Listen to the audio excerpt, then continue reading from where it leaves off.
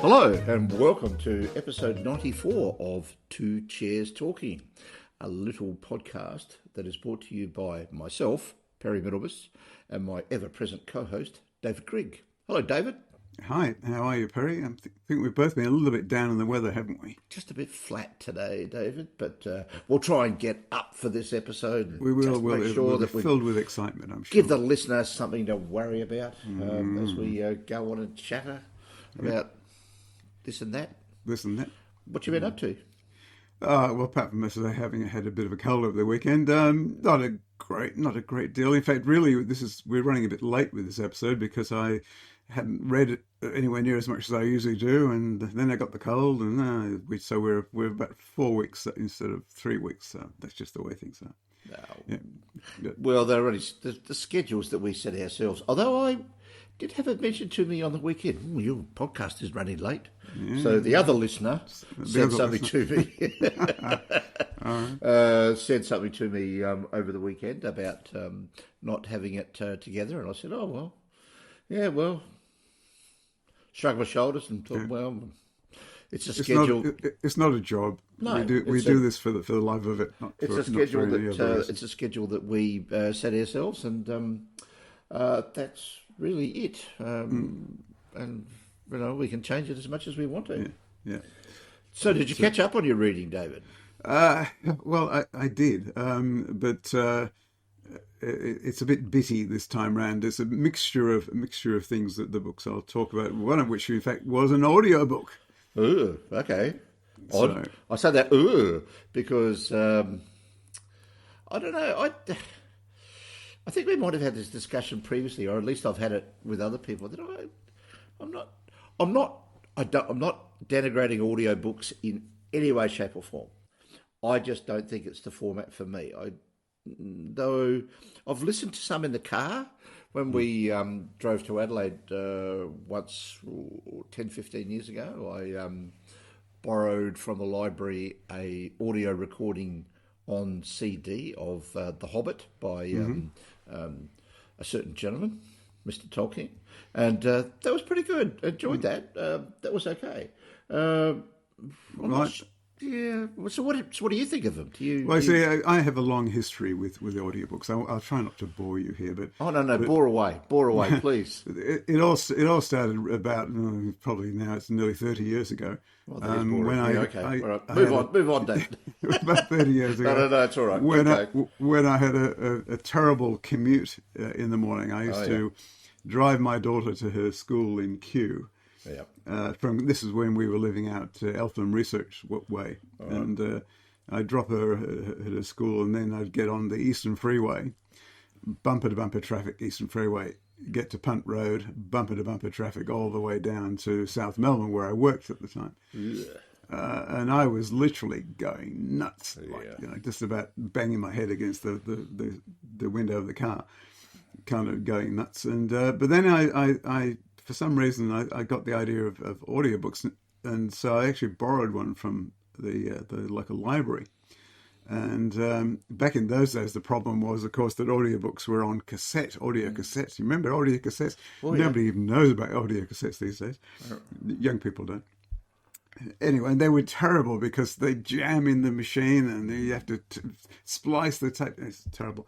Anyway, regardless of that, when they worked well, and it actually saved my sanity because I could enjoy reading a book or listening to a book as I travelled, and so that was terrific.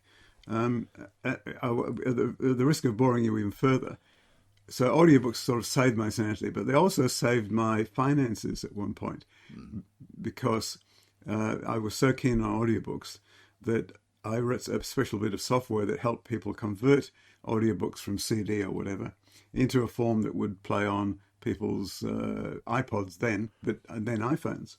Mm-hmm. And that did fairly well for me, just at a time where I really needed money from some source because I wasn't getting paid by my actual employer at the time, which was a joint business venture I was involved in.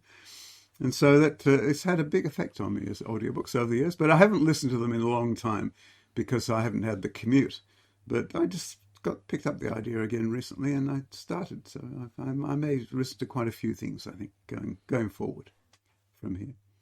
This was obviously pre-podcasts because, they started umpty years ago, but not 30 years ago. And during my commutes, when I was working, I'd be listening to podcasts on the way to and from work. So yes, it's useful to have something that you're doing to while away the time, especially if you're sitting having to sit in a car for a long period of time. An audiobook sounds like an excellent thing to have. I wonder whether you have the same problem with audiobooks as I find I have with ebooks, and that is that I find that skipping back and checking things. Oh, so it's impossible. It's impossible with the audio. With an audiobook, yeah. And you really have to pay attention. Yeah. And but with ebooks, I find that there's a bit of the same thing.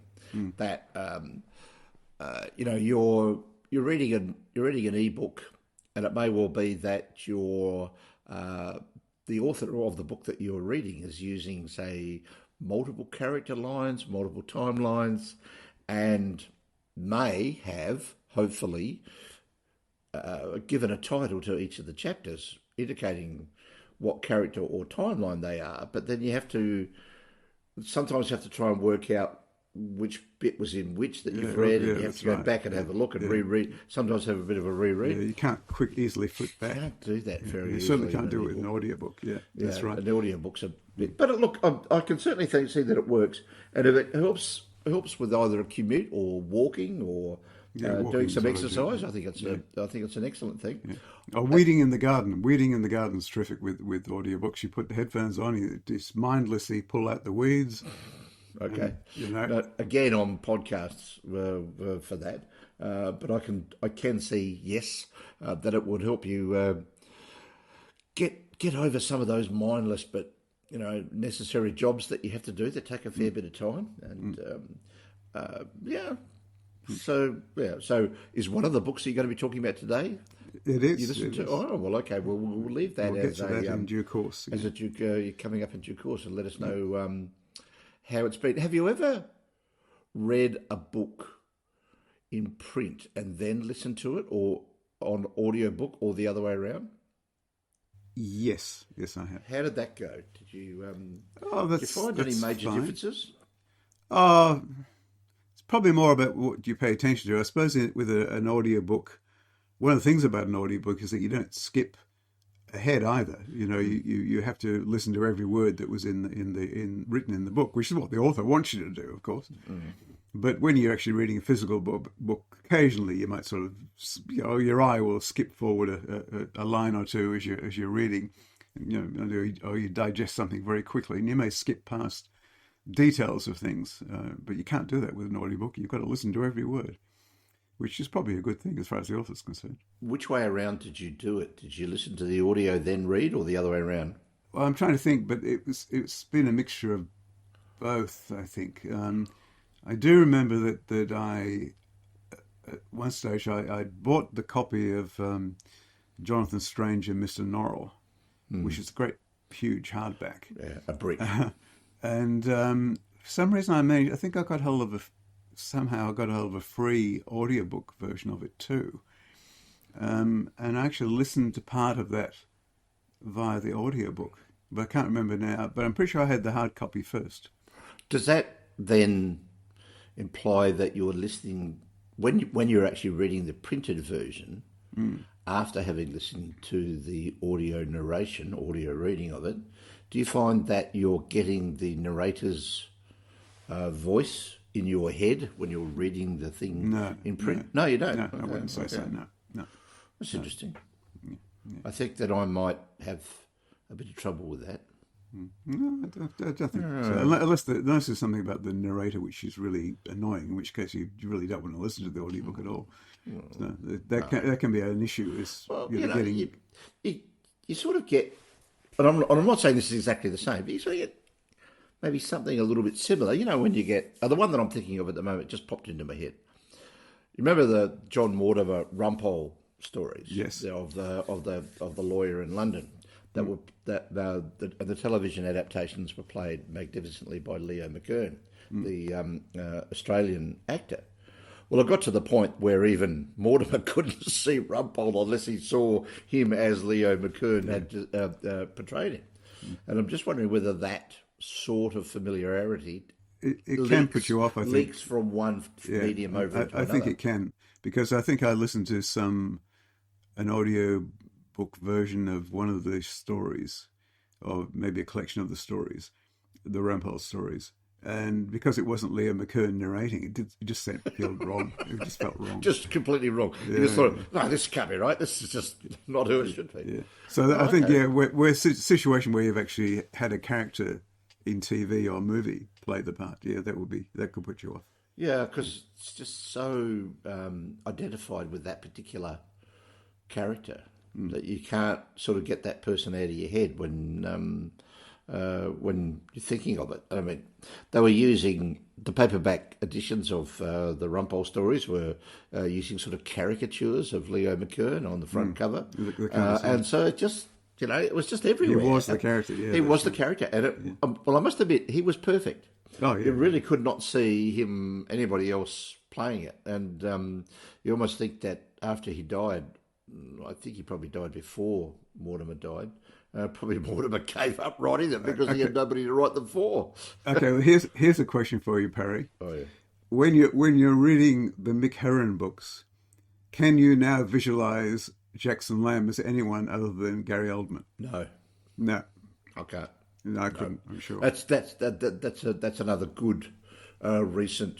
That's another good recent example. Every time Jackson Lamb comes on the scene now, I've got a visualization of Gary Oldman, but not so much the other characters. No, well, it's interesting actually because someone in Anzappa said that they found a great deal of trouble reading the Mick Herron books because one of the characters in it reminded her too much of Boris Johnson, who she hates. Oh yeah. But in the TV series, that character is played by Samuel West, who doesn't remind me at all of Boris Johnson. Okay. And so I can read the books without any feeling that the character is meant to be Boris Johnson. So it can work the other way, you said. Is this the one in the major character in the third book? The minister, whoever's the minister in charge of security, who's somebody... I can't remember what his name is. I can't remember his name. He's got a thatch of unruly blonde hair and rides a bicycle. And as soon as you hear that, and with English politics, there's only one person you can think of, really. Yeah. But Samuel West doesn't. No. I can't picture Samuel West doing that. No, not at all. Well, that's interesting. I hadn't thought about Jackson Lamb, but good one to bring up. All right. Well, we've talked enough about all this. Well, we could keep on talking about this for ages. We could go on for all let's just move on. People get a bit bored, But I have had some people say that they're very grateful that we've put them onto the Slow House books because they're really quite excellent. My wife's a big fan, and just about everybody that reads them is. I don't know that I've come across anybody yet who dislikes them. Bound to be somebody, but I haven't found them yet. Yeah. Anyway, let's get on to some news. There's a lot of news because we've been away for 3 weeks, 4 weeks. Yeah. The first big piece of news we want to mention, David, is that the Hugo Awards ballot has been released. Yay! It finally got out after sort of a misstep when they released a preliminary version which should have been on their test environment and not on their production environment. That actually leaked out into the outside world, and they hastily took it down and requested that everybody scrap their old versions of it. I didn't do a check, but from what I gather, there wasn't a lot of difference between the two. I'm aware that at least one author has come out and said that she withdrew some of her works from consideration for the awards based on the current policies of the Chinese government. That is her right. She's able to do that. That's why sometimes it takes a while. And I have a feeling, just a feeling in my water, that there may well be others that did exactly the same thing, which may have been then why it took a little while to get the ballot out, because they get their top 6 and they write to all of them at the same time. And if one of them comes back and says, "No, I want to not be on the ballot," they have to go to number 7. And they keep going until they get 6. And if number 7 says no, or another, so they're just going to keep on rolling down in one category. And there's umpty-ump categories in the Hugo Awards these days. You sort of lose count as to how many there are. And so I would think that is probably one of the major reasons why they took so long to get the ballot out. I don't know at this point, but I should be able to figure it out sometime or other when the voting closes. But the convention's not until October, so probably a month and a half, probably 2 months. Not very long. But anyway, let's have a bit of a look at I'll read out some of the major ones at the top level. I won't go into the whole lot, otherwise this will be the only thing that we do for the next hour and a half, I think. Anyway, the best novels are The Daughter of Dr. Moreau by Sylvia Marino Garcia, The Kaiju Preservation Society by John Scalzi, Legends and Lattes by Travis Baldry, Nonna the Ninth by Tamsin Muir, Nettle and Bone by T. Kingfisher, and The Spare Man by Mary Robinette Cowell. I think there's probably 2 or 3 books that we thought might have been on that list that are not, namely Babel by R.F. Kuang. Mountain in the Sea. Yes, The Mountain in the Sea by Ray Naylor, and also Sea of Tranquility by Mandel. So odd that those didn't make it, but I've read none of those. No, I've read none of those either. I've read none of those, so that's, anyway. Best novella, I've read a few of these, but I've read half of these. The best novella, Even Though I Knew the End by C.L. Polk. I've read that one. Into the Riverlands by Ni Vo. No, but that's the third one in that series of hers that she's writing. A Mirror Mended by Alex E. Harrow. Yes, I've read that. That's the second in her series. Ogres by Adrian Tchaikovsky. He's always worth reading. What Moves the Dead by T. Kingfisher. So Kingfisher's got a novella and a novel on the ballot. And Where the Drowned Girls Go by Sian Maguire. I've read that one. That's about number 7 in the Lost Children series that we've discussed previously on this particular podcast. So I don't know whether I'm going to bother with the novels this year, David. I'll probably read the novellas and the shorter stuff, but don't think I'm going to worry with the novels. The Cow, The Spare Man, she's good. I'd read that. The Tamsin Muir, everybody raves about her, but I don't know, not really my style. So anyway, we'll see what we get to. And the other one that I'll just discuss is the dramatic presentation, long form, because this is where things might get a little bit interesting. The nominees are Avatar, The Way of Water. Pretty looking, but not very good. Black Panther, Wakanda Forever. Yeah, okay, but not as good as the first one. Everything, Everywhere, All at Once. Lay down winner in my view. Absolutely. Nope. That's not that is the title of the film. Right. Severance season 1, which I've heard very good things about. I've seen that, yeah, but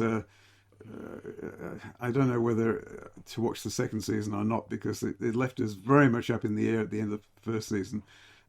So much so that it was a shock, and how up in the air we still were. And I'm not sure I'm going to have the persistence to keep going. But it was very good, I have to say. All right, up to that point. And the last one in that category is Turning Red, which is the Disney animation. Oh yes, I know, yeah. Okay.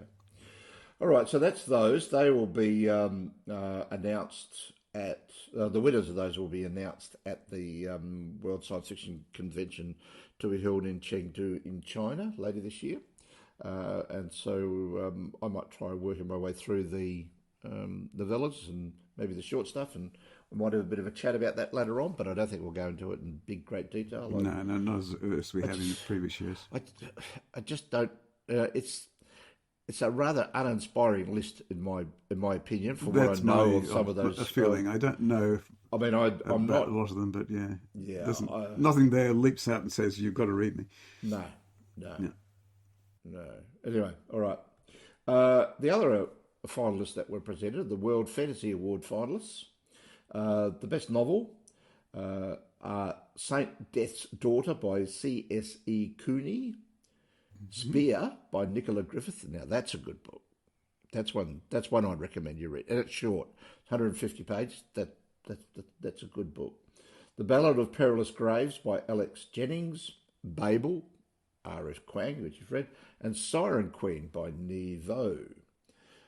Best novella, The Bruising of Quilwa by Nassim Jamnia. Don't know that one. The House of Drought by Dennis Mombauer. Even Though I Knew the End by C.L. Polk, also a nominee for the Hugo. Help Meet by Nabin Ruthnam, and Pomegranates by Priya Sharma. So the only one of those I've read is the C.L. Polk, which a friend of mine told me was really excellent, and I told him I didn't think so. So we just had a bit of a difference of opinion, and I've reviewed that and thought it was okay. Just tries way too hard early on, but we'll talk about that a bit later on. Next award that's up, just keep on coming, David, is the Cordwainer Smith Rediscovery Award, which is given to Josephine Saxton. This Cordwainer Smith Rediscovery Award is given out each year. Not sure who by. I didn't look that up. I should have. It's my bad.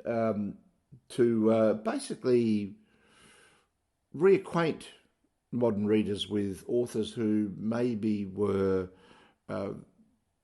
around at one point but have just been forgotten and nothing's been heard of them for quite some time. So Josephine Saxton, I know the name, just can't recall ever having read anything by her. Were you aware of any of her stuff? No. No, okay. All right, Miles Franklin Award winner. Getting back off genre stuff and moving on to Australian fiction. Miles Franklin Award is the major novel for Australia it doesn't have to be by an Australian author. It just has to depict Australian life in one form or another. So it doesn't actually have to be a novel. It could be anything else, but they are generally novels. And this year it's been run by Chai Time at Cinnamon Gardens by Shankari Chandran, a book I know nothing about. And when I went to look up for reviews, couldn't even find any reviews of it. Crikey. Well, it's it hasn't been reviewed in the Australian Book Review, and that's their major. It's a sleeper. Yes, so very much a sleeper. We were cheering for long. No, we weren't shocked. That's not true. Limberlost by we Robbie Arnott. We were cheering for Limberlost by Robbie Arnott. But anyway, there we go. Now you've got one, I believe, the Booker Prize. The Booker Prize, not the winners, but the long list is available. I don't know. There's 10 books on the list. I'm not going to read all of them. That would take it way too much time. So 10 books on the list, 4 of them by Irish writers, interestingly enough, and a scattering of writers from Britain, Canada, and Malaysia, even Nigeria. So it's very much a world list. I don't know how they distinguish it from the international list. Is the international Booker down to books in translation? Yeah, so this is books published in English, I suppose. Yeah. Published in Britain. In Britain. That's the big thing. And there's a lot of discussion going on at the moment as to why Australians are just not even getting a look in. No. And that is because the British publishers want to get full Commonwealth rights to a book before they'll publish it in the UK. So something like Text Publishing, for example, who picks up Robbie Arnott's book, might say, oh, well, okay, we'll try and find an arrangement with a small publisher. And they have done that in the past with a couple of smaller publishers, but that doesn't seem to be happening recently. Or maybe that Text is now wanting to do its own distribution into the UK. Not sure about that. Don't want to make a comment. But basically, the British publishers won't publish Australian books in the UK because they don't get all the rights. So therefore they say, no, not having it. So if you were to try and find Limber Lost in the United Kingdom, I reckon you'd probably struggle. You'd have to import it from Australia. So it's not going to be on such a list then, yes? No, it's they're just not going to be on there, and it hardly seems as though it's a level playing field at all. And so having them bringing in the Americans who basically get in there easily and basically ditching the New Zealand and Australian ones seems a little bit a little bit odd to me. But there we go. I was never keen on the idea that the Americans should come in. It didn't make a lot of sense. I mean, a Commonwealth Award, why not just have a Commonwealth Award and be done with it? You know? But there we go. Well, then they had the Commonwealth Writers' Prize, and that seems to have died to death. There used to be one for each of the different regions, and then the overall winner for those regions for Best Novel and Best First Novel. That's all gone, and now it's a Short Story Award. So, okay. And the short stories you get, and you read them and you go, how the hell did this get an award? Anyway. All right, and I think it's the last piece of news. The last piece of news that I've got is the death of Milan Kundera. Kundera, I think. Born in 1929 and died in the last month or so. He'll be known as the author of The Unbearable Lightness of Being and The Book of Laughter and Forgetting, amongst many others. Czech writer who left Czechoslovakia as it was then after the Russians invaded in 1956, and he went to live in Paris. So he gave up his Czech citizenship, but I believe that sometime in the last 20-odd years or so that the Czech Republic gave reinstated his citizenship. But he ended up writing in Paris and in French. He was always one of these writers that was up there, mentioned quite often when the Nobel Prize for Literature always came around, but never won. There's a lot of those around. And there's a lot that you look at it and you think, should have won, didn't. And you look at some of the ones that did win and you go, what? Anyway. But what are we to know? What indeed, are we to know? Indeed. Yeah. Okay, so shall we move on to what we've been reading lately? What we've actually been reading. Yes, actually. Various awards. Stuff. Yeah, well, getting away from those. I mean, it's big award season. True.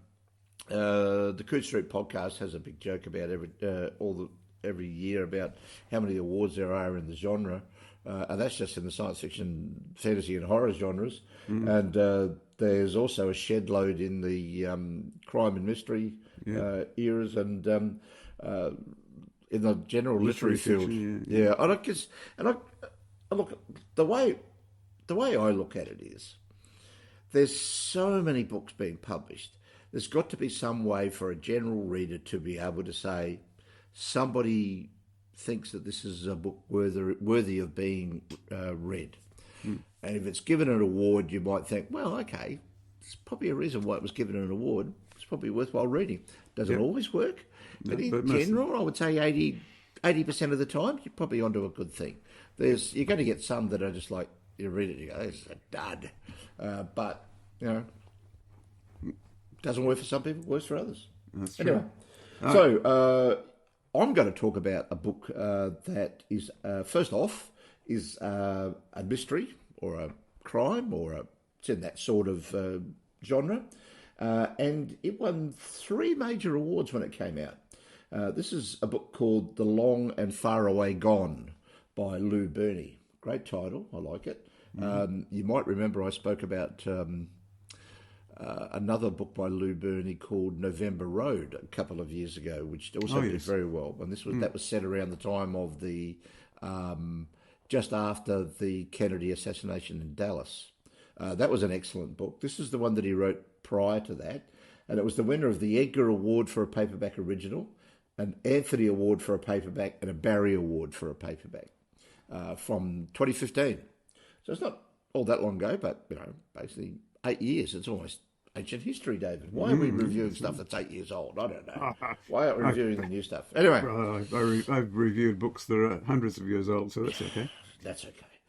All right, so in this particular book, it starts off in the summer of 1986 in Oklahoma City when a mass shooting at a cinema leaves 6 people dead and only 1 survivor. Basically, all of the people working in this particular cinema were youngish people doing summer vacation work. 2 or 3 guys break in with guns and balaclavas, decide that because it's Saturday night and they want to get all the money from the takings from the cinema, they bind them all with tape, lay them on the ground and shoot them all except 1. Keep that 1 person in mind. Now, at the same time, in summer of 1986 in Oklahoma City, but it's in a completely unrelated incident, a young woman has gone missing from a state fair, leaving her 12-year-old sister, Juliana, waiting for her. This young girl, who's about 18, just wandered off because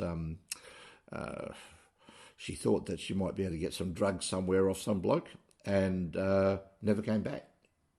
So now the major part of the novel is set 25 years later. So we're talking about the early 2010, 2012, 2011, 2012, 25 years later. And that shooting survivor, who has changed his name to Wyatt, become a private investigator, is back at Oklahoma City looking into an harassment case for a friend. But while he's working this current case, memories of that terrible shooting start returning to him, and he starts seeing connections, and he drives past the cinema, and things start coming together, and he starts to remember things, because he was only about 15 at the time. And of course he was PTSD in a big way. I mean, the only one that survived the shooting. The police originally thought it might have been him that did it because he was the only one left, but because he was covered in all the blood of everybody there, and he'd been lying in amongst all of these bodies for 3 or 4 hours, and he himself was also taped up with his arms behind him, face down, they decided he probably hadn't done it, which seems like a pretty fair thing.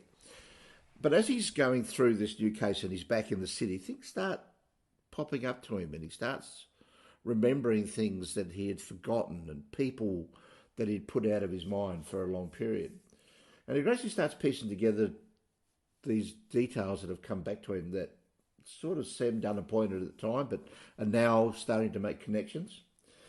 Meanwhile, Juliana, the young girl who was left behind by her sister, who's never really given up the search for her, learns that a main suspect in the disappearance of her sister, namely the guy that her sister was going to see to see whether she score some drugs, is going to return to Oklahoma City after being away for a long period of time.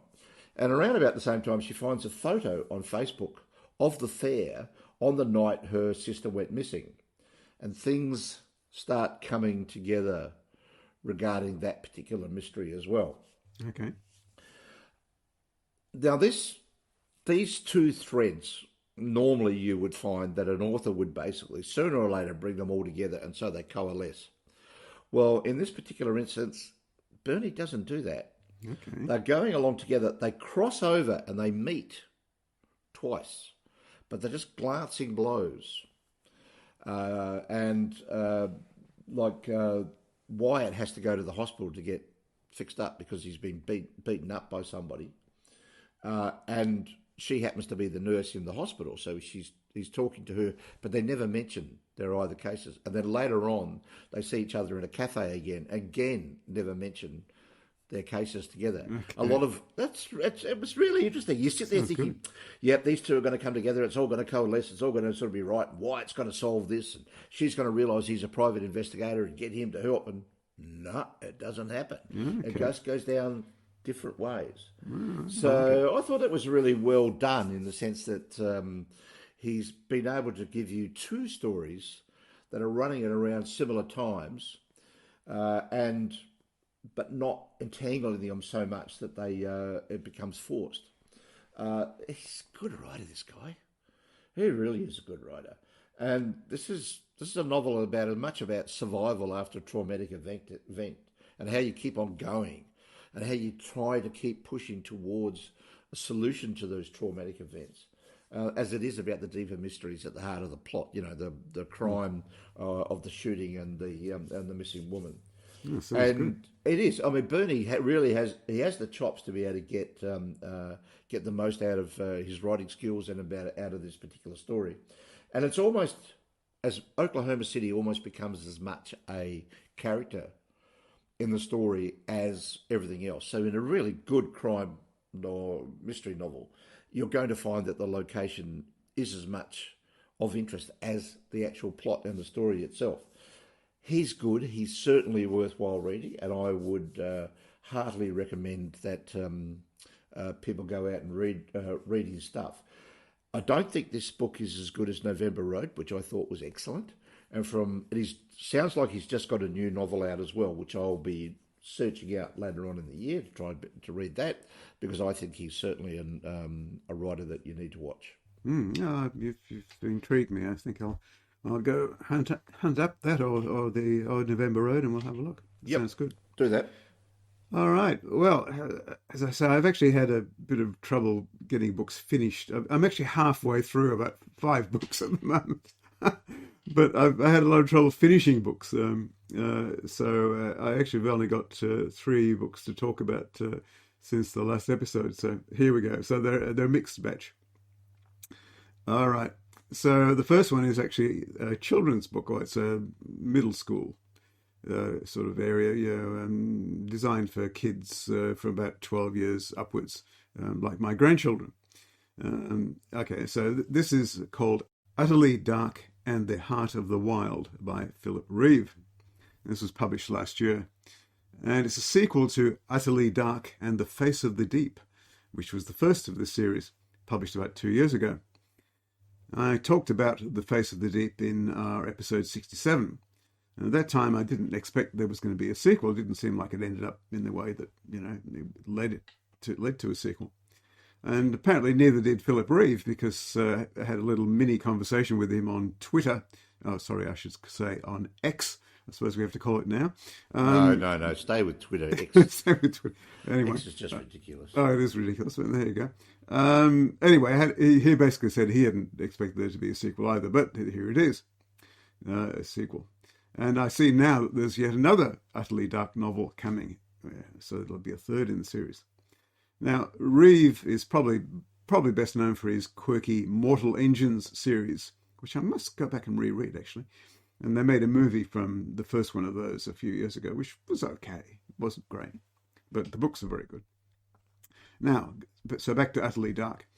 So the setting of both the first Utterly Dark book and this new one is the fictional Autumn Isles, which are supposed to be located to the west of Britain. The time is in the early to mid-1800s. In the first book, we discover that young Utterly was found abandoned in a wicker basket, washed up on the shore of the island of Wildsea, and adopted by Andrew Dark, who was the Watcher of Wildsea, tasked with keeping watch for the return of the hidden lands far to the west, the domain of a powerful entity called the Gorm. Now, Andrew Dark raises Utterly as his niece, and he gives her the name Utterly as a bit of a joke. He and his brother had a bit of a joke about what their children might end up being called, completely dark, or anyway, Utterly. So anyway, poor girl gets called Utterly. So he raises Utterly as his niece, but we eventually discover that his relationship to Utterly, and for that matter with the Gorm, is stronger and stranger than it at first appears.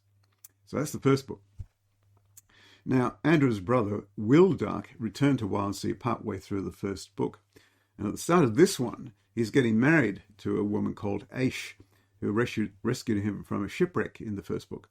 And she is a strange, powerful woman, close to the land and the wilderness. A month or so after the wedding, Will is invited to help examine some standing stones on another island, Summertide, because he's a bit of an amateur archaeologist. So Aish tells him that she can't leave Wildsea, so Will invites Utterly to go with him to Summertide. Now, on Summertide, dirty deeds are slowly uncovered, and Will and Utterly eventually find themselves trapped in the Underwoods, an endless forest dominated by the malevolent and powerful Hunter, a primitive demiurge. Now, with the help of their friends and ultimately that of Aish, they do escape from the Hunter, but he follows them into our world, and they have to struggle again to put an end to his power.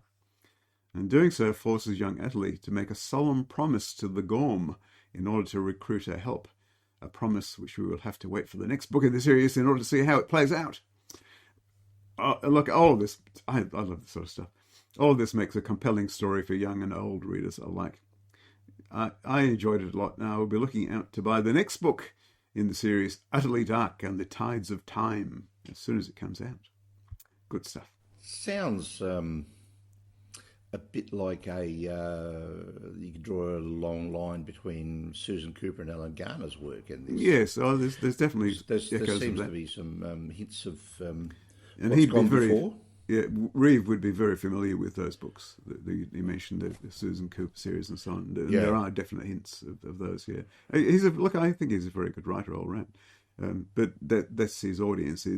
This is not young adult. This is earlier than that. And whereas Mortal Engines, you'd have to say, is probably more of a young adult sort of age, older teenager. What do you? Young adults are funny. Oh yeah, that's why I'm looking at you quizzically, David. Yeah, but there's no word. There's no. I call these middle school books. All right. Maybe upper school books might be. So upper school, you'd be the last 2 years. The years 11 to 12, year 11, 12, maybe 10 to 12. Yeah, You'd say middle school was sort of 8 to 10? 10 to 12 upwards. 8 to years, 12 upwards, not age. Yeah. So you're talking 12 to 15 years old? Yeah. So, maybe that's a better term, upper school. Right, okay. So that's Mortal Engines would be in that category. 11 to 12. If you think back, to your reading history, mm-hmm. Did you find that around about 10, 11, 12, you started to think, I'm a bit sick of Enid Blyton. I mean, to move on to something else. With me, it was more a matter of I'm sick of reading comic books. Okay. I moved on from comic books at that point, really. Well, I was reading comic books, but I was trying to find things that were around, and I was, at that stage, about the only kids' books I could find in the library or anybody ever gave me were things like, the Enid Blyton stuff, Famous Five, Secret Seven, that sort of stuff. But also then I found on my own Dr. Hugh Lofting's Dr. Dolittle, and that's very much in the realms of lost worlds, lost creatures, strange creatures, and sort of very fantastic. And so maybe that's what kicked things off. And then around about 11 or 12, I started to be thinking, what's this science fiction Dad's got lying around the house? And that was it. So there is that period at about 11 or 12 where 11 to 13, all kids are going to get different times. And it doesn't matter as long as they'll move on at some point. That seems to be a very major period when they're starting to think of slightly more older stuff. Yeah. So just sort of pre-puberty and sort of moving into that. Your brain structure's changing. I started to get stuck into my father's collection of Edgar Rice Burroughs at that stage. So Tarzan of the Apes and all that sort of stuff. No, Dad didn't have any of those around. That's the age at which to read those books. Well, I think so. If you're any old ages. Well, I think also it's the age to read things like Sherlock Holmes stories, and I'm not. Yeah, true. I'm certainly not denigrating those stories, but basically they're short, they're small, and they've got this sort of superhero in them who can do just about everything. So they've become very compelling, and it's a good age to be looking at that sort of stuff. Yeah. Okay, well, I'm going to move away from completely from both of those two genres, the sort of YA and mystery novels and genres, and I'm going to be looking at a book by a Nobel Prize winner, a recent Nobel Prize winner, who, when the question is asked, are there any Nobel Prize winners who are science fiction writers, this character might actually be named because he has written a few, and that is Kazuo Ishiguro. And the book I'm looking at here is An Artist of the Floating World, which was published in 1986. This novel appears on the list of 1001 books you must read before you die, which I'm never going to get through. That 1000, probably up over 100, and I'm sort of Trying to read half a dozen or a dozen of them each year, but I'm never going to make it, David. That's just the way that it goes.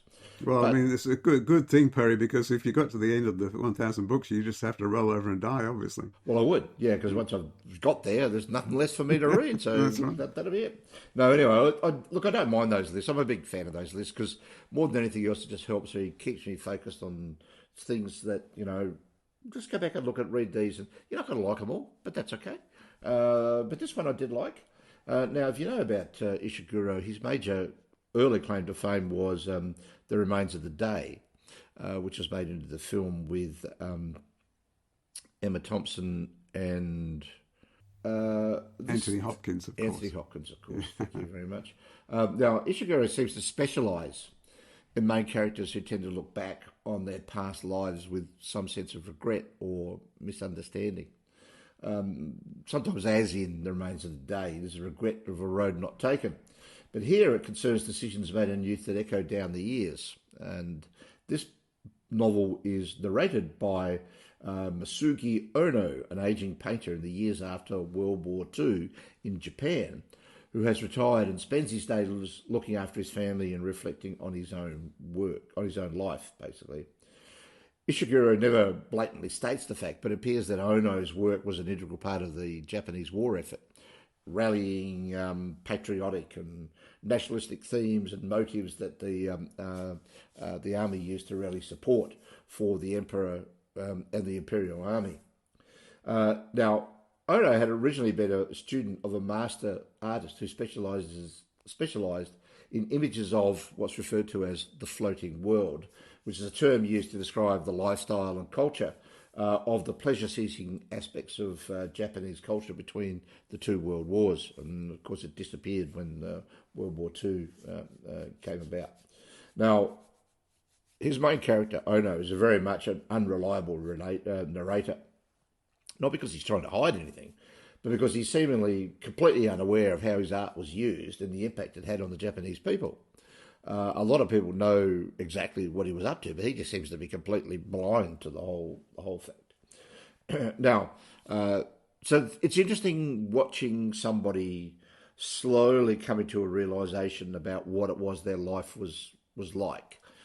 People around them know far more about this guy's life than he seems to know about his own. It's really quite peculiar, and it's a very difficult process to be able to bring this across as a writer, because you as the author know that the readership knows more about what's going on than the main character does. And that's it's very interesting to read. You suddenly come to a realisation, you think, oh, this guy's been deceiving me the whole time, and he's been doing it so well, it's been so hard to notice, and it's good when you get that. Now, Ishiguro's, it's been noted, and Ishiguro has mentioned this himself, that he wrote the same novel 3 times, and this is the second of those 3. A Pale View of the Hills, I think, was the first one. Then this one, An Artist of the Floating World. And then the last of the first 3 was The Remains of the Day. But it doesn't detract from anything at all. I mean, this he's a good writer, this guy. He really is. He knows how to do a lot of good things. Remains of the Day is fantastic. Best of the 3, and you can understand why this one, I think, was nominated for or shortlisted for a Booker Prize, and it's easy to see why The Remains of the Day went on to win that and why it was made into such a good film. It is better as a book, but even in the film, in the film you get shown things overtly that in the book are only alluded to. So there are meetings in The Remains of the Day, there are meetings that are held in the house, and you can just tell by what's going on that the butler really doesn't know what's happening. Same thing goes on here. The artist knows that, or he thinks that, he's done wonderful things for Japanese culture. He just doesn't know what those things are, and it's only the reader that figures them out. So worth reading this one, absolutely. If you like Remains of the Day, I wouldn't read his 3 books like one after another, because they're too similar to each other and you'd start getting sick of it by the time you got to the third one, I think.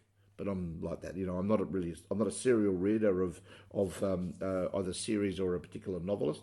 But it would be interesting to see those three together if you are studying them to work out how he did his work. Good stuff, really good. All right, that does sound good. I have to admit I have not yet read anything by Ishiguro. Ishiguro. Look, if you're going to do any of the first three, go to The Remains of the Day. Remains of the Day, yeah. I mean, I've had it on the list for quite some time. So long since I've read that coming to read this is very interesting. The Remains of the Day, of course, is set wholly in England, where Ishiguro ended up when he went to study and started to live there. This novel is set wholly in Japan, and I think this is one of the first, if not the only, novel that he wrote that's set completely and utterly in Japan. But, Okay. Good. It's good stuff. Must find. Well, it's just a matter of finding time to. Like everything, get into it. That's right. Well, never mind. All right. Okay. So now this has got a little bit of a story, I suppose, but I'm going to talk about Conjure Wife by Fritz Leiber, and I was actually going to write an article, and then we discovered that someone else was writing about the same book under a different title, so that's fine. So we decided that I wouldn't do that. So anyway, I don't have a huge amount to say about it, but let's see what we've got. So, Conjure Wife. This was Leiber's first novel, published in Unknown magazine in 1943, so well before the Hugo Awards started up in the 1950s. I suppose that you call it an urban fantasy, in that it deals with the everyday world, but with fantasy elements blended in. And some people have described it as a horror novel, but it's pretty tame horror if you ask me.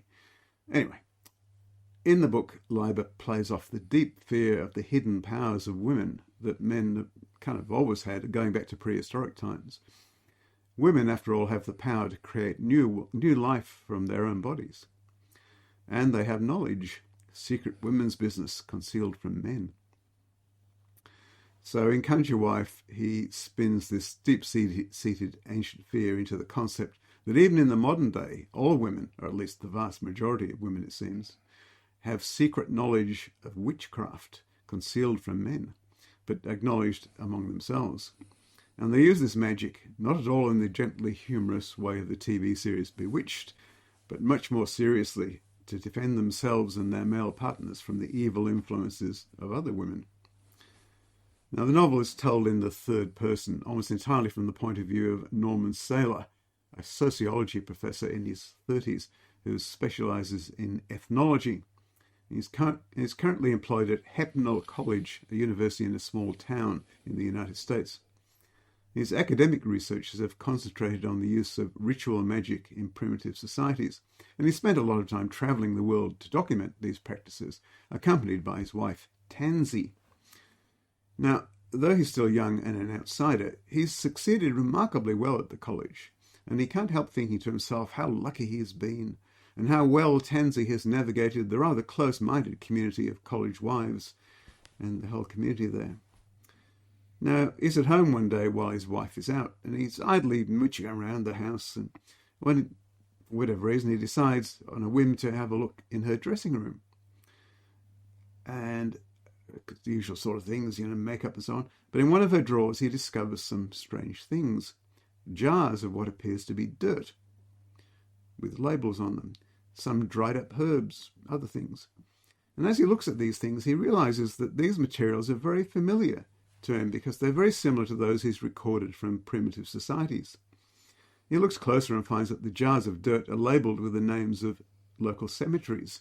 It's graveyard dirt, a key component of magic. And Tansy, while he's doing this, Tansy arrives home unexpectedly and finds him standing at her dresser. So there's a confrontation, and he accuses her of having been overly influenced by his researches and the field trips they've gone on together. In other words, he thinks that she's become obsessed and become mentally unbalanced. Now, they have this long emotional discussion which goes late into the night, but he finally forces her to promise to give up trying to do magic. As a scientist, he doesn't doubt for a moment that this is all nonsense. All magic is nonsense. Now, Tansy, having reluctantly agreed, then goes about the house finding various charms that she's secreted about the place, and Norman burns them one by one in the fireplace. After all this is done, Tansy seems to enter into a state of relief and release, as though free from an intolerable burden. But you can see where the story's going. That very evening, things start to go wrong for Norman, and his luck takes a turn very much for the worse. And then 3 of the college wives in particular seem to have it in for Norman as they boost the careers of their own husbands. No surprise here that we have 3 witches. Norman tries to hold on to his rational scientific ideas, even as the coincidences and malevolent events start to mount up. Finally, with Norman's life clearly in danger, Tansy tricks him into passing on to her the curses he's had laid on him by the other wives. Shortly thereafter, she leaves home without his knowledge, leaving him only a cryptic note broken off before she was able to complete it. This is the best bit of the book as far as I'm concerned, as Norman's still fighting with his disbelief of magic and assuming that Tansy has simply had a mental breakdown of some sort, sets off to follow her. Now, along the way, Tansy is able to drop other notes. It seems as though she is, or as Norman would say, thinks she is, in the grip of a powerful, malevolent creature whose attention is very rarely distracted when she can scribble a note.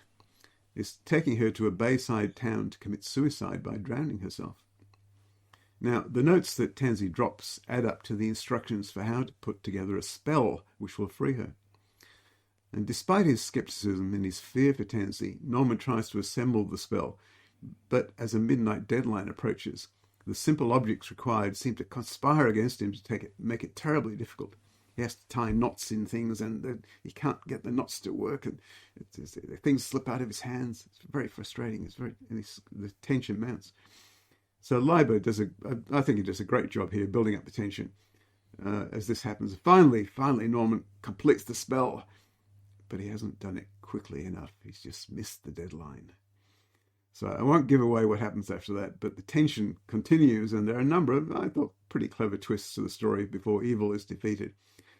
I was a bit let down by the ending of the book, though, which implies that despite everything that's happened, Norman still tries to hold on to his rationalist, scientific point of view. I thought that his continued stubbornness in this regard is probably the weakest and most annoying part of the story. But look, I enjoyed it a lot. It's a clever idea. It's worked out very well in the story. I do wonder, however, what women readers were meant to make of the book. You know, there's this secret conspiracy among all women. So if you're a woman, anyway. Perhaps back in the 1940s, Leiber didn't expect there to be any women readers of magazines like Unknown. He might not have been wrong either. But yeah, quite a lot of fun, really. Yeah. Okay. Yeah, not one that I've read, but okay. Oh, it's worth it. I think it's worth it. Yeah. Even though it's his first novel, I think it's worth it. Okay. There seems some echoes of his later works in there, and a whole lot of other things. I mean, it's a bit like this idea of men not understanding women, you know, like Stepford Wives and all that sort of stuff that we've had later on. I think it's probably there's bound to be a whole slew of these across the genres covering similar ground. But sure. 1942, pretty early. Okay, well, I'm going to move to a 1930 Australian novel called Here's Luck by Lennie Lower.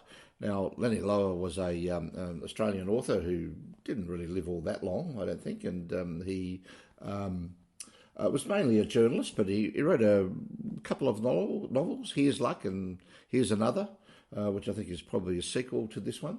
Now, the long-term Australian satirist and commentator Cyril Pearl thought that Here's Luck by Lennie Lower was basically the funniest book ever written in this country. And he may have had a point back in 1930. I'm not too sure it's got too much of a point now, but the humour at times can be very time-specific. And I think this one might suffer a little bit from the fact that it was written 90-odd years ago, and most of the stuff that we see here, you sort of come across it a lot of times elsewhere, and it's just lost its comic value. Anyway, the book follows a gentleman by the name of Jack Gudgeon. Jack Gudgeon's living with his son Stanley, wife Agatha, and sister-in-law Gertrude in Sydney in the late 1920s.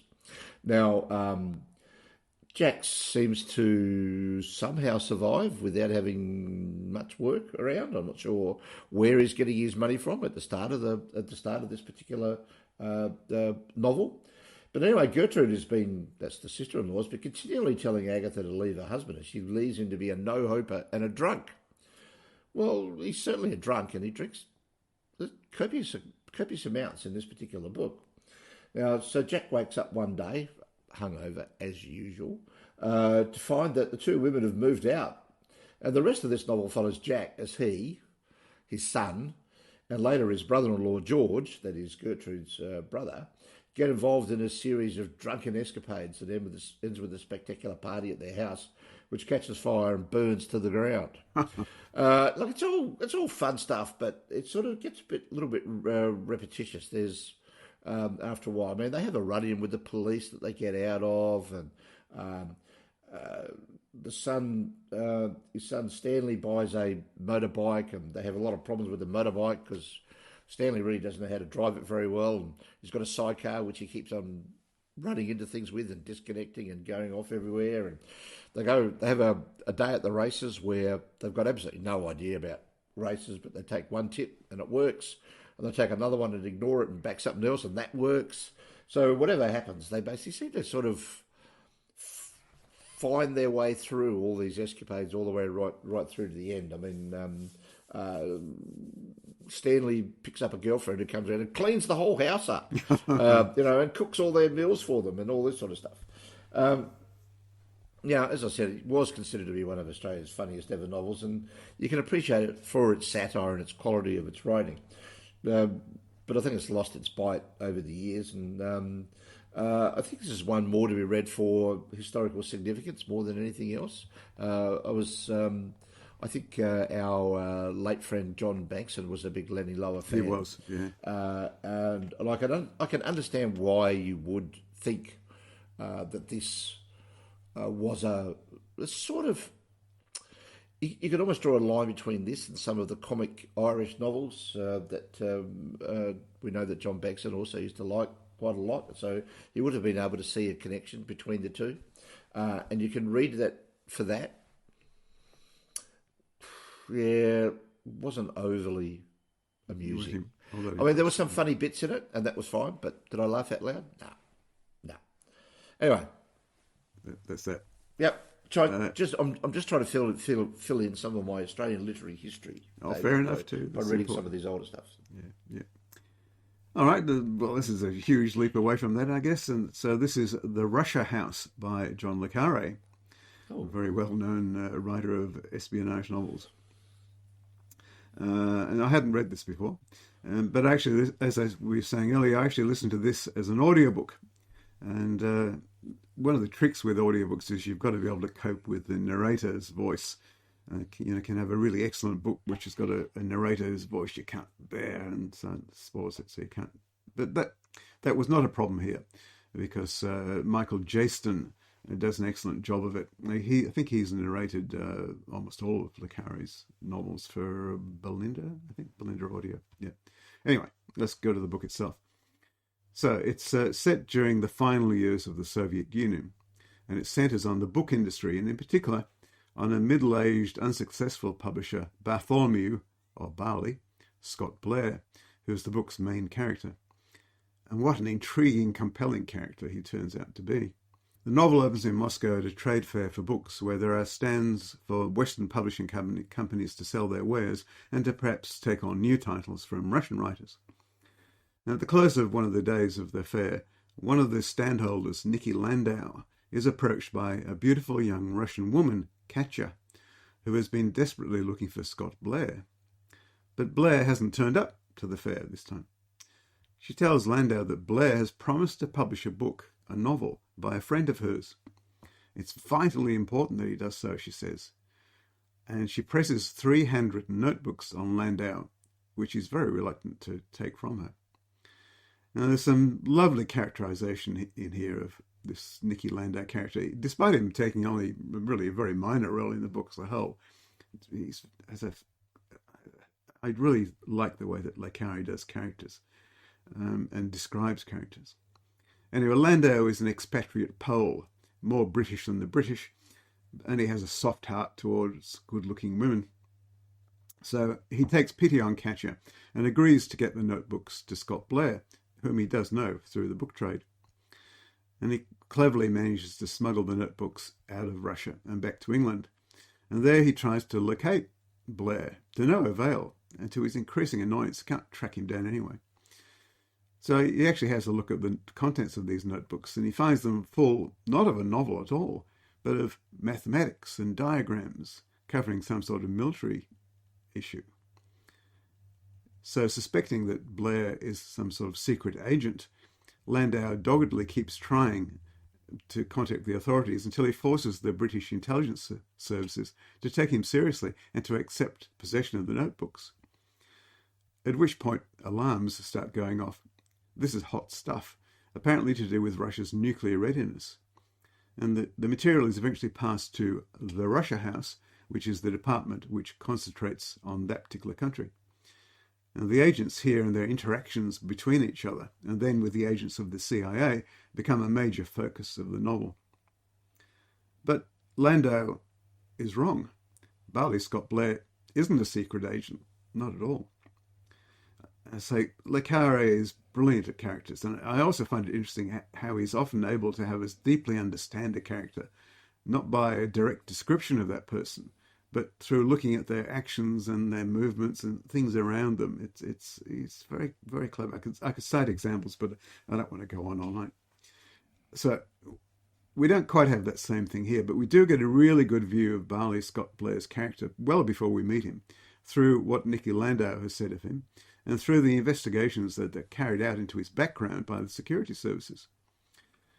Blair runs his publishing business, which is largely owned by his aunts, or funded by his aunts, in a lackadaisical fashion. Indeed, that's how he treats his entire life. He has 2 children from a failed marriage, who are now in their 20s. He drinks too much, plays the jazz saxophone in bars very well, and only when the urge takes him. He travels all over, apparently on a whim, and sometimes he even publishes books. The British security forces eventually track Barley down in Lisbon, in Portugal, and persuade him to talk to them. Does he know this woman, Katja? No. Did he promise to publish a book for her? No. For a while in this interview with them, he's as baffled as the British agents. But then, finally, he recalls how on a previous trip he met a Russian man introduced to him as a poet and given the joking name Goethe by this guy's friends. And during a long boozy evening with lots and lots of vodka, when they all got very drunk, Barley spouted off his ideas about world peace and disarmament, not particularly seriously, but making this great case for how everybody should disarm and so on. So he wasn't serious, but Goethe took him with deadly seriousness. And Goethe, it seems, is not just an amateur poet, but an idealistic Russian scientist involved in their nuclear program. It's Goethe's book which Barley, in his drunken state, promised to publish, without any real understanding of what it would contain. Goethe thinks that publishing the book will cause radical change and save the world. But it's now in the hands of the security forces. The material is of such interest and importance to the security of both Britain and the United States that the authorities managed to convince Barley to return to Russia to try to make contact again with Goethe, to try to verify the source and maybe obtain more valuable intelligence. Barley, needless to say, is no one's idea of a good secret agent, but it appears that Goethe will talk to no one else. So the first thing to do is for Barley to return to Moscow and talk to the young woman Katja, who it turns out works for a Russian publishing company. She is the only connection that they have with Goethe, the only way they can communicate with him, because they don't know his real name or anything about him other than this brief little contact. So I won't go into the rest of the book in any detail because it takes so long, but quick summary. Barley, of course, falls deeply in love with Katja, who is a divorced mother of 2 children and who was once Goethe's lover. then the CIA get involved, and they're sort of treating the British intelligence service as their minor partner, their junior partner. And although this important lead came to them from a British source, the CIA, or Langley as it's referred to throughout, quickly take control, and they want to direct Barley as their own agent. But Barley is his own man and has ideas of his own. He soon has serious fears for the welfare of Katya and her young children, who are unwittingly caught up in the midst of this Cold War paranoia and subterfuge.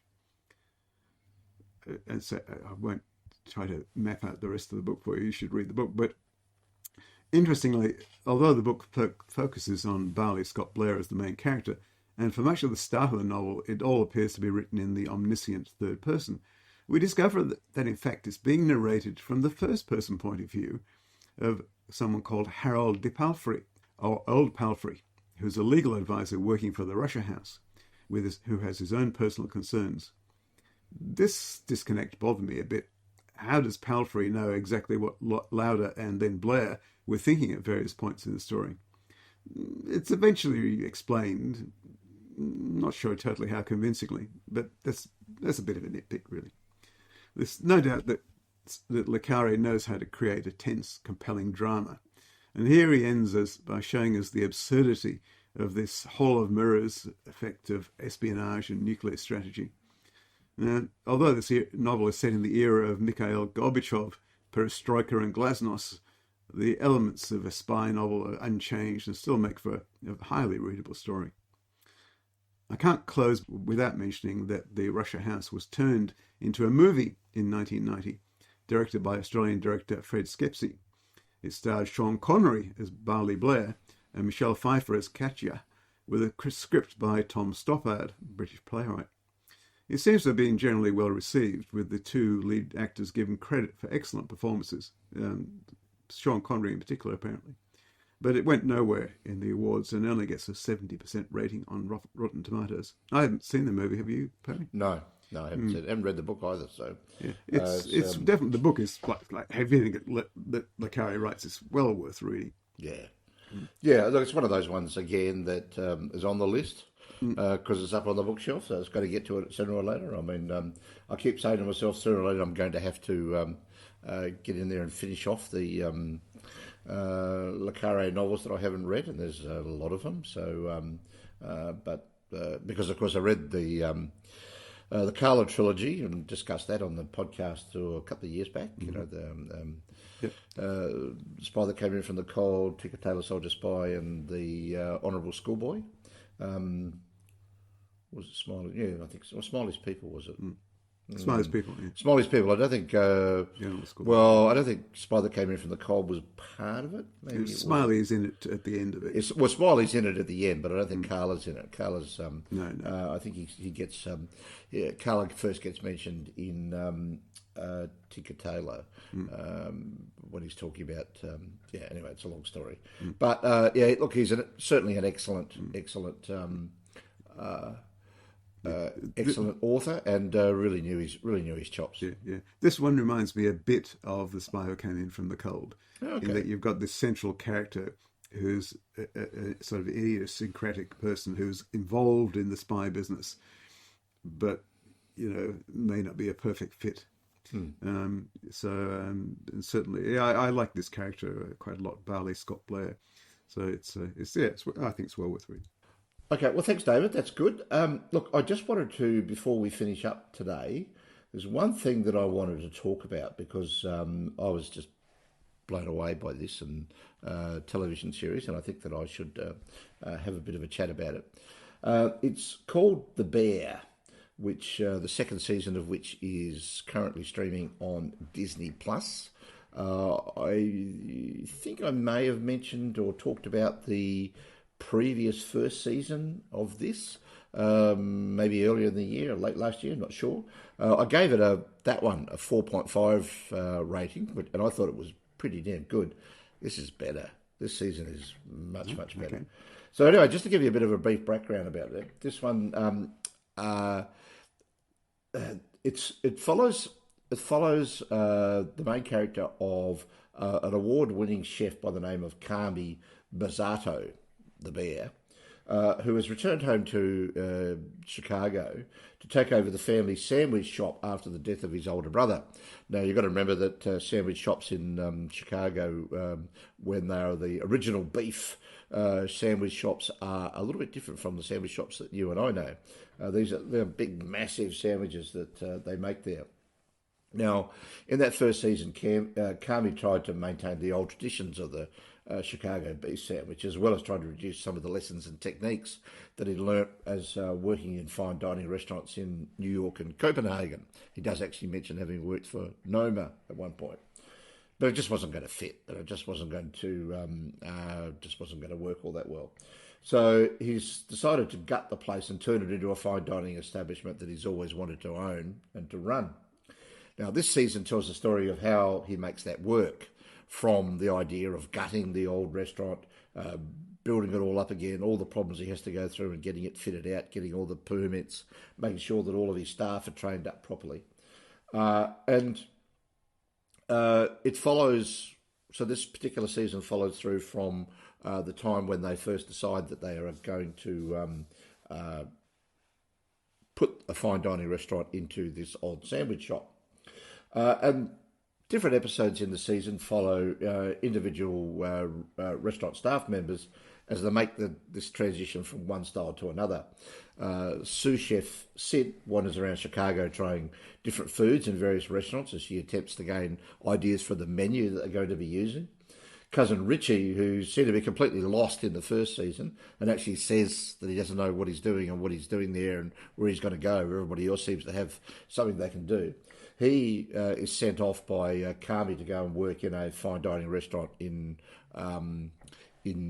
Chicago somewhere, and he starts finding out what he can do, and he starts getting an appreciation for what work has been done behind the scenes of these restaurants. Dessert chef Marcos travels to Copenhagen to learn from a pastry chef who previously worked with Carre. And veteran line cook Tina, who's the oldest one of the lot there, is sent to cooking school and comes back with much higher ambitions. So this is a series of 10 episodes. Mostly they're 30 minutes long, except for two. There's one, which is a 66-minute episode dealing with a Christmas party that's set 5 years or so before the start of this particular series, and actually features the older brother Michael before he died. And the other one is the final episode, which is the full dress rehearsal of the restaurant's opening. Now, I wanted to have a bit of a talk about the first of these, the Christmas one. This is phenomenal. I mean, this family is completely dysfunctional. The mother, who just pops up, is played by Jamie Lee Curtis. And she is stunning in this particular part. Basically having almost a psychological episode as she's getting all this stuff together. Hates people being in the kitchen, that screams at them that nobody's helping her, but when they try to help, she doesn't want their help. Hates being asked if she's okay when basically everybody needs to know whether she is okay or not. This is a stunning piece of work. If you've ever had a traumatic Christmas dinner, do not watch this program because it will return you to all of the worst possible things that could have gone wrong. Fights between people, screaming at each other, dishes going all over the place, and the final ending of it is just completely astounding. Wife and I watched this and just turned it off at the end and just looked at each other and thought, oh my God. It was just unbelievable about how well this was done. And it's just a stunning piece of work. You sort of wonder whether the actors are sort of given an outline of the script and say, right, off you go. Here it is. You invade the character, you inhabit the character, you just do what you think that character's got to do. Because it's just so thick and fast. And it's just bang, bang, bang. All the dialogue's there, the situations going on. It's just unbelievable. And it's just, but it's harrowing. It really is dramatic and harrowing. And the final dress rehearsal is when they've got all the family and friends in. They've finally got it all together. They've really struggled to get all the way right through to the end, and everything seems to be going well. But of course, it's like a duck, as you know, serene on top, thrashing about underneath just to try and stay in the one place and heading in the right direction. Things go massively wrong in the kitchen, but everybody outside there thinks everything's just perfect and wonderful. You're going to struggle to see better television anywhere for quite some time than this. It is loud. There's a lot of swearing. A lot of people, a number of chefs and restaurants have been asked what they think of this, and they say, yeah, it's pretty close to what goes on, because things get really, really tense when they're trying to do everything to be absolutely and utterly perfect. When they're timing things down to the second in terms of how long it takes to do something. And there's a lot of different little cameos. Olivia Colman is in this for about 5 minutes, and that's it. She just has a one-scene cameo and then walks off. There are other people floating around that if you look around, you can see Bob Odenkirk, who was in Better Call Saul and Breaking Bad. He's in this. It's just stunning. It's just, I do not think that I'm going to see better television this year or for quite some time. I gave this 4.8 out of 5. Wow. Stunning stuff. We went back, the first season, the second last episode, I think, has a 30-minute episode, which is one shot. It's just one shot, one continual long shot for about 30-odd minutes. And that's phenomenal. There's some excellent people behind the scenes doing some absolutely wonderful work here. This is not going to be for everybody, because, as I said, it's pretty dramatic and harrowing at times, and it could trigger you in terms of past family discussions that you might have had. But if you like good television and you like to the fact that you can turn it off at the end and just sit there and go, oh my God, what did I just watch? It's stunning. It really is stunning. And as I said, I doubt I'll see anything better this year. Well done. Oh, it sounds very good. So it's on Disney Plus, 10 episodes in the second season, 8 in the first, I think. 8 in the first. Have a look for it. I have a friend who used to be a chef. I'll have to ask him if he's seen it. It'll be interesting. Yeah, well, certainly do. Recommend it to everybody, because if you like good dramatic television, this is it. I mean, there's some comedy bits in it as well. But there's also some sentimental pieces, and there's some really heart-wrenching stuff that goes on. And sometimes it gets a little bit hard to watch, but it's still wonderful. It's life in the raw, David. Very raw. Okay. Okay. All right. Well, I think that's probably it for today, isn't it? Yeah, I'm done. Yeah. I'm absolutely done. We're both not in the best of health at the moment, so we'll wind up. And we'll see you in 3 weeks, I suppose. I'm not sure. Do we have any plans? Yeah, see how we go. I think so. About 3 weeks. We'll see what happens. So we're not sure what we're going to do yet, but we'll find something. Do we have any real plans? Yeah. No. We'll think of something. We'll read some books. Might be a good idea. I might try and read some books. I might try and finish some of the half dozen. Oh, now there's a good idea. Yeah, having half-read books around all over the place, not a good thing, David. You can have 2 or 3 going at the one time, but one of them's got to be non-fiction so that it doesn't interact. Yeah, that's right. Yeah, I again, as I've said before, I can't read 2 books of the same genre. I just get completely confused. I mean, I couldn't read 2 epic fantasies. I couldn't read 2 space operas. No. Couldn't read 2 mysteries at the same time. No. I could read a mystery and a space opera. No problem. Piece of cake. Keep those 2 completely separated. But if they're going to be the same sort of genre or subgenre, no. No, fair enough. Not a hope. Not a hope. All right, David. Okay, cool. Until next time. See you next time. Okay. Bye. Bye.